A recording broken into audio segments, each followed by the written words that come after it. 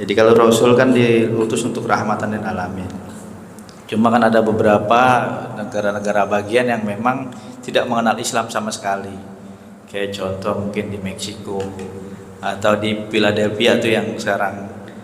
Ya pokoknya negara-negara yang memang dia tidak mengerti Islam dan tidak tahu Islam sama sekali. Nah, itu nanti dia setelah nanti pertanggungjawabannya itu seperti apa, karena dia tidak ya di akal saya kurang masih. Jadi dia di satu negara atau satu tempat dia tidak mengenal Islam sama sekali dan dia tidak tahu apa itu Nabi Muhammad. Akhirnya makanya mereka banyak yang akhirnya menjadi Islamfobia atau apa. Tapi kalau kayak kita kan dari lahir memang sudah dikenalkan dengan ulama, sudah dikenalkan dengan guru-guru. Nah itu mohon pencerahannya Tuan Guru. Jadi wa ma kunna mu'adzibina hatta nab'asa rasula. Kata Allah dalam Al-Quran, Rasul juga bilang, wahyu, kami tidak bakal menyiksa manusia sebelum sampainya dakwah Islamiyah kepadanya.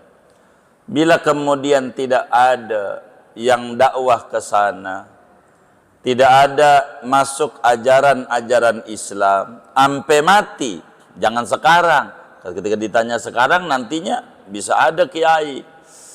Begitu. Bila sampailah mati, orang tidak tahu itu ajaran, maka yang kayak begini ini disebut namanya ahlul fatrah. Namanya ahlul fatrah seperti masa di mana sebelum adanya Nabi Muhammad. Tapi Nabi yang lain tidak ada kayak ahli Mekah sebelum lahirnya Nabi Muhammad. Nabi Ismail udah wafat. Nabi Ismail. Kapan tahun itu? Nabi-nabi yang lain nggak ada yang diutus. Di Jazirah Arab yang ada Bani Israel terus saja. Ini orang di masa ini yang tidak ada ajaran namanya ahlul fatrah. Ahlul fatrah, orang yang kagak dapat ajaran sama sekali. Orang yang gak dapat ajaran sama sekali ini bagaimana? Kata ulama Ahlussunnah wal Jamaah, namanya humun najun. Mereka bakal selamat masuk surga. Sebab Allah janji enggak bakalan nyiksa bila tidak ada ajaran yang masuk ke situ. Enggak ada ajaran, enggak ada yang bilangin, enggak tahu peraturan. Tapi kalau sekarang kalau mau asal mau buka channel aja YouTube RTQ TV. Apa itu? Basit TV. Kalau dia mau nonton televisi begitu, mau, nggak usah kita di Meksiko, udah kejauhan, di kampung kita aja banyak yang kagak injak majelis taklim. Bukan nggak tahu, cuman kakinya nggak mau dipaksa untuk jalan. Begitu, bisa. Syahadat di kampung kita juga bisa orang-orang non muslim. Kira-kira membaca asyhadu alla ilaha illallah wa asyhadu anna muhammadar rasulullah berapa jam kira-kira ngomongin begitu tuh? Berapa jam kira-kira? 1 menit juga kagak. Bisa nggak ngomong begitu tuh mulutnya? Bisa. Pilihan dia kagak bisa. Inilah yang menyebabkan neraka selama-lamanya. Memilih untuk tidak mau selamanya, maka balasannya selamanya. Sesuai dengan yang dibawanya rumput, ya rumput. Begitu.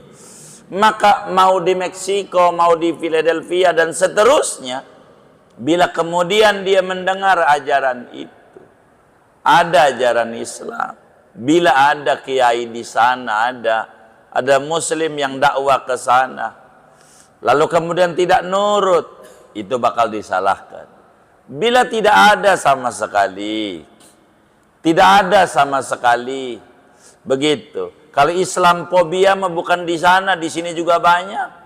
Begitu. Ngaji mengaji, Quran mau dibaca, rubatalin lil Quran wal Quran yalanu. Banyak yang baca Quran, tapi Quran malah melaknat kepadanya.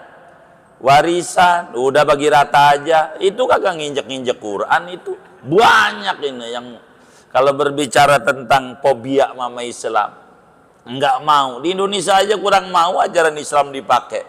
Bisa dituduh ini mendirikan khilafah, pengen pakai ajaran-ajaran Islam. Begitu. Kalau Islam fobia mau nggak usah nunggu Meksiko kejauhan mikirinnya. Kampung kita aja banyak. Begitu yang kurang mau. Begitu.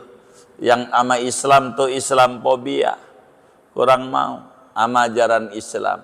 Nah, bila murni tidak masuk ajaran, maka orang ini belum mukallaf namanya.